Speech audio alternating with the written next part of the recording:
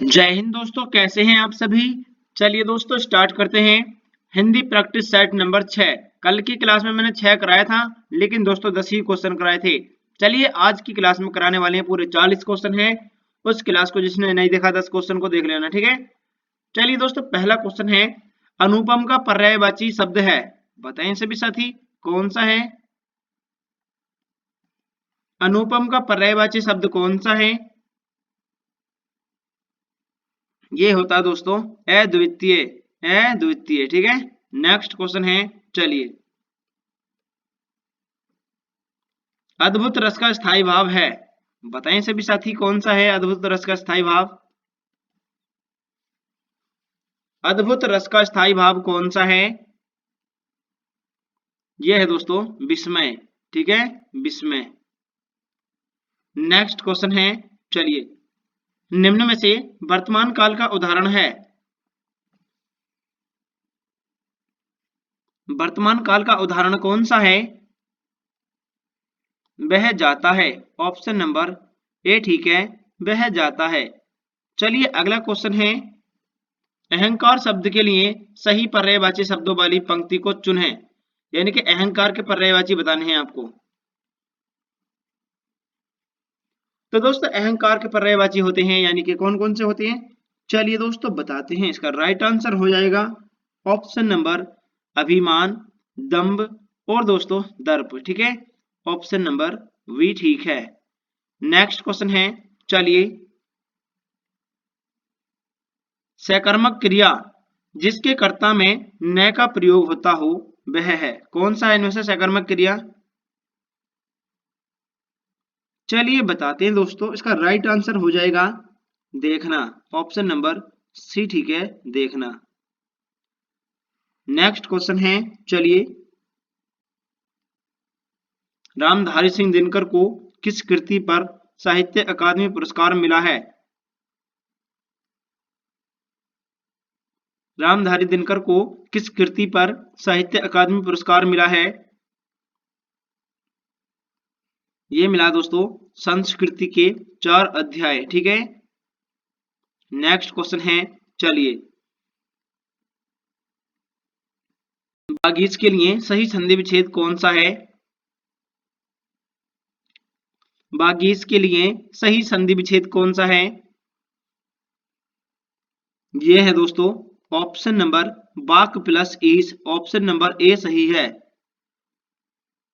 एक बार सभी साथी चैनल पर नए हो तो चैनल को सब्सक्राइब कर लीजिए और दोस्तों क्लास को लाइक भी कर दीजिए। चलिए नेक्स्ट क्वेश्चन है, जो कुछ ना जानता हो उसके लिए एक शब्द निम्नलिखित में से कौन सा है। जो कुछ ना जानता हो उसके लिए एक शब्द कौन सा है।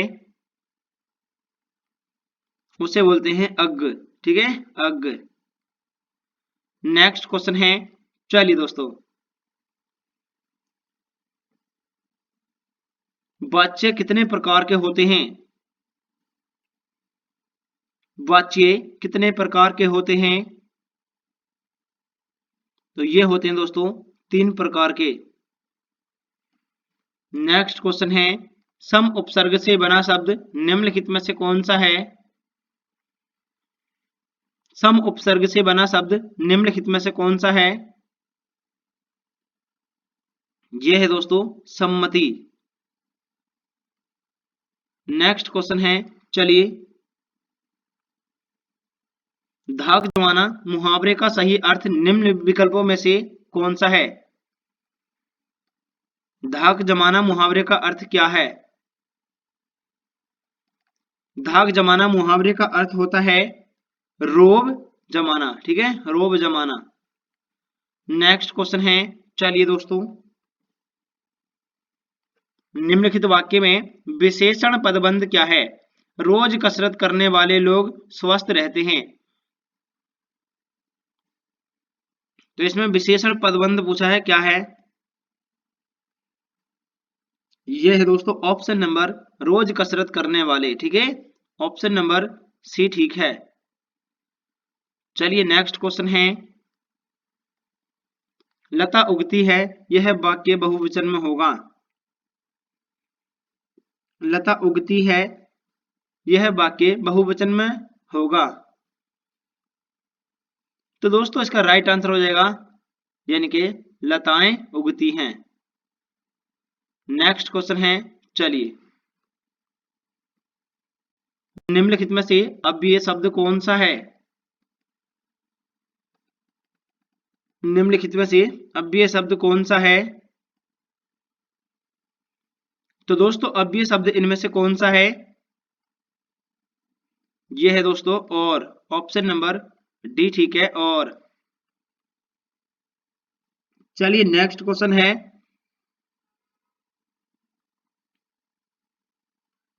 शुद्ध वर्तनी का चयन कीजिए।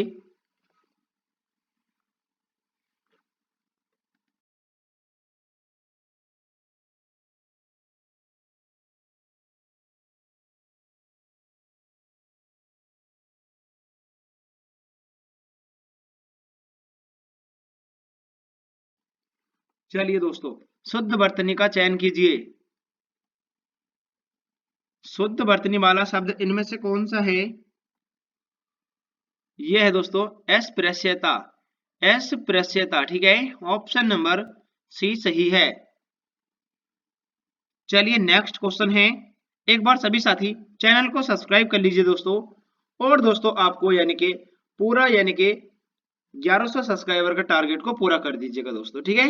बस यही टारगेट पूरा कर रहे हैं, उसके बाद में हम नहीं कहेंगे आपसे। चलिए नेक्स्ट क्वेश्चन है, निम्न में से कौन सा शब्द पुल्लिंग है? तो दोस्तों पुल्लिंग शब्द जो है इसमें कौन सा है? चलिए बताते हैं, इसका राइट आंसर हो जाएगा सागर। नेक्स्ट क्वेश्चन है,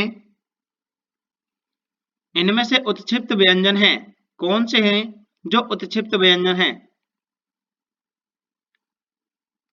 चलिए बताते हैं दोस्तों, इसको ठीक कर लीजिए एक बार। ऑप्शन नंबर सी जो है, यहां पर दोस्तों उत्क्षिप्त व्यंजन कुछ इस प्रकार से होता है, ठीक है। तो यहां पर इसको इसी प्रकार से आप कर लीजिए, मैं इसको एडिट कर दूंगा और सही कर दूंगा, ठीक है। रह और ढह ये उत्क्षिप्त व्यंजन है, ठीक है। नेक्स्ट क्वेश्चन है, चलिए ऑप्शन नंबर सी ठीक हो जाएगा। इनमें से प्रेरणार्थक क्रिया है, कौन सी है? प्रेरणार्थक क्रिया इनमें से कौन सी है? प्रेरणार्थक क्रिया है दोस्तों, ऑप्शन नंबर ए ठीक है, कटवाना। कटवाना ठीक है। नेक्स्ट क्वेश्चन है, चलिए, राम ने रावण को बाण से मारा, इस वाक्य में स्थूलांकित कारक क्रमशः इस प्रकार हैं। तो यहां पर ये कारक दिए गए हैं, राम ने रावण को बाण से मारा, यानी कौन सा कारक है इसमें? चलिए बताते हैं दोस्तों, राम ने रावण को बाण से मारा, इसका राइट आंसर हो जाएगा कर्ता कारक, करण कारक और कर्म कारक, ठीक है। राम ने, यहां पर ये देख सकते हैं कर्ता ने, ठीक है, रावण को कर्तन करण यानी जो साधन दे रखा ना, बाण से मारा, ये है दोस्तों साधन, ठीक है। और कर्म को यानी रावण को, ये यहां पर दे रखा, तो ऑप्शन नंबर सी ठीक है, option number C. Next question है, चिंतामणि किसका निबंध संग्रह है? चिंतामणि किसका निबंध संग्रह है? चिंतामणि जो है दोस्तों, ये किसका निबंध संग्रह है? ये है दोस्तों यानी कि चिंतामणि आचार्य रामचंद्र शुक्ल। नेक्स्ट क्वेश्चन है, संकेतवाचक चिन्ह कौन सा है? संकेतवाचक चिन्ह इनमें से कौन सा है? संकेतवाचक चिन्ह है दोस्तों, ऑप्शन नंबर ए ठीक है। चलिए नेक्स्ट क्वेश्चन है, राह खर्च करना का सही सामासिक विग्रह कौन सा है? राह खर्च, राह खर्च का मतलब क्या होता है इसमें, जल्दी से बताएं सभी साथी। चलिए बताते हैं दोस्तों, राह खर्च इसका सही अर्थ है यानी कि राह के लिए खर्च, ऑप्शन नंबर बी ठीक है। चलिए नेक्स्ट क्वेश्चन है, चौवन को हिंदी में कहते हैं, क्या कहते हैं दोस्तों चौवन को? चौवन को हिंदी में बोलते हैं चौवन, चौवन ठीक है, जैसे हम शुद्ध भाषा में बोलते हैं चौवन। नेक्स्ट क्वेश्चन है, चलिए, क्वेश्चन नंबर नेक्स्ट है, चलिए दोस्तों,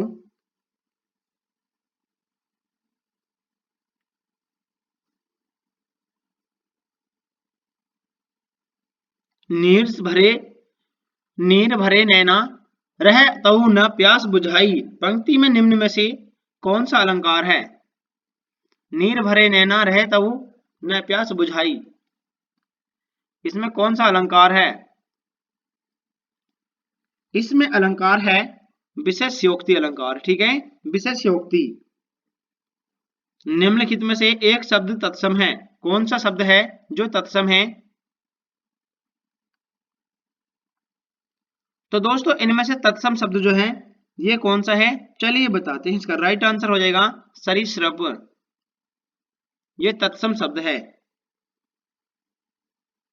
दूसरे के उत्सर्ग को न सहकर उसकी निंदा करना किस प्रकार का संचारी भाव है? दूसरे के उत्सर्ग को, उत्कर्ष को न सहकर उसकी निंदा करना किस प्रकार का भाव है? यह है दोस्तों अपस्मार का, ठीक है। चलिए नेक्स्ट क्वेश्चन है, घबराहट में प्रत्यय है, कौन सा प्रत्यय है घबराहट में? घबराहट में दोस्तों आहट प्रत्यय है, ठीक है, आहट। नेक्स्ट क्वेश्चन है, हिंदी भाषा में निम्नलिखित में से कौन सा शब्द जापानी भाषा से लिया गया है? ये लिया गया दोस्तों रिक्शा, रिक्शा। अंग अंग ढीला होना मुहावरे का सही अर्थ क्या है? अंग अंग ढीला होना मुहावरे का सही अर्थ क्या है? बहुत थक जाना। निम्नलिखित शब्दों में से तद्भव शब्द को पहचानिए। दोस्तों यहां पर तद्भव शब्द बताना है, कौन सा है? प्यासा, ऑप्शन नंबर सी, ठीक है, प्यासा। अशुद्ध वाक्य पहचानिए।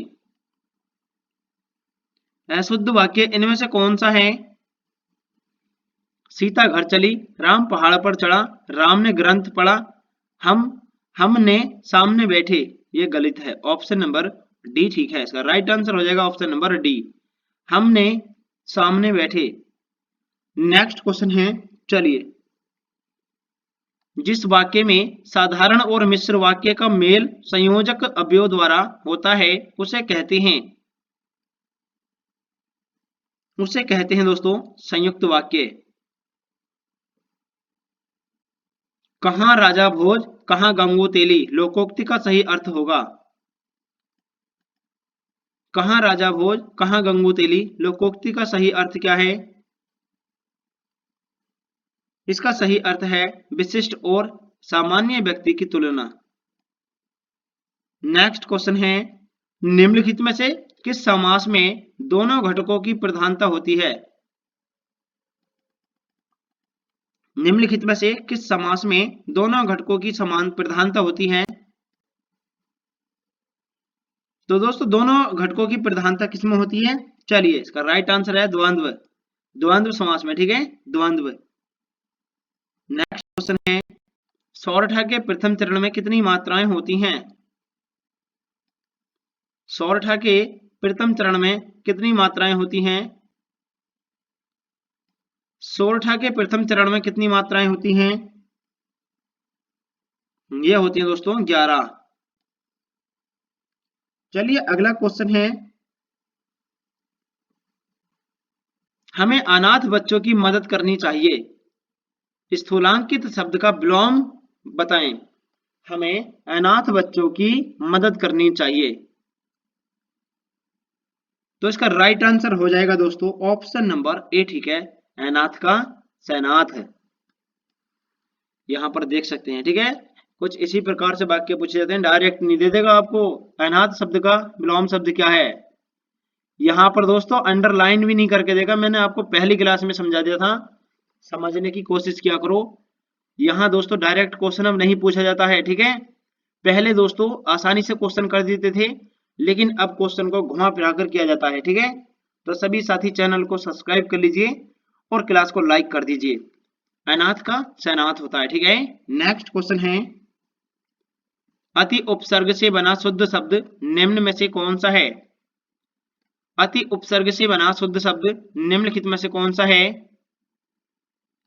तो अति से जो बना हुआ शब्द है दोस्तों ये है यानी कि ऑप्शन नंबर अतिरिक्त, ऑप्शन नंबर वी ठीक है, अतिरिक्त। ठीक है, अतिरिक्त नहीं होता, अतिरिक्त होता है। यहां पर सभी बातों का ध्यान करना पड़ता है। नेक्स्ट क्वेश्चन है, वर्णों की आवृत्ति होने पर अलंकार होता है। कौन सा अलंकार होता है? जहां पर वर्णों की आवृत्ति होती है, वर्णों की आवृत्ति होने पर कौन सा अलंकार होता है? तो ये होता है दोस्तों यानी कि अनुप्रास, ऑप्शन नंबर वी ठीक है, अनुप्रास। चलिए नेक्स्ट क्वेश्चन है, पित्राज्ञा के लिए सही संधि विच्छेद को चुनिए। पित्राज्ञा के लिए सही संधि विच्छेद को चुनिए। पित्राज्ञा के लिए सही संधि विच्छेद कौन सा है? चलिए दोस्तों बताते हैं। इसका राइट आंसर है ऑप्शन नंबर पितृ प्लस आज्ञा। ठीक है, नेक्स्ट क्वेश्चन है, यहां पर जो ऋषि ऋषि की मात्रा होती है उसका उपयोग किया जाता है। चलिए नेक्स्ट क्वेश्चन है, मत्त गयंद में कितने वर्ण होते हैं? सभी साथी चैनल को सब्सक्राइब कर लीजिए दोस्तों और क्लास को लाइक कर दीजिए और चैनल को सब्सक्राइब करते वक्त बेल आइकन को जरूर प्रेस कर लेना। ठीक है, ताकि जैसे ही क्लास अपलोड हो तुरंत आपको पता चल जाएगा। ठीक है, मत्त गयंद में कितने वर्ण होते हैं? इसमें होते हैं दोस्तों 23, option number option number C ठीक है, 23 होते हैं। ठीक है, क्लास कैसे लगी आज तो दोस्तों कमेंट कर ही देना। ठीक है, चलिए मिलते हैं अगली क्लास में। जय हिंद दोस्तों।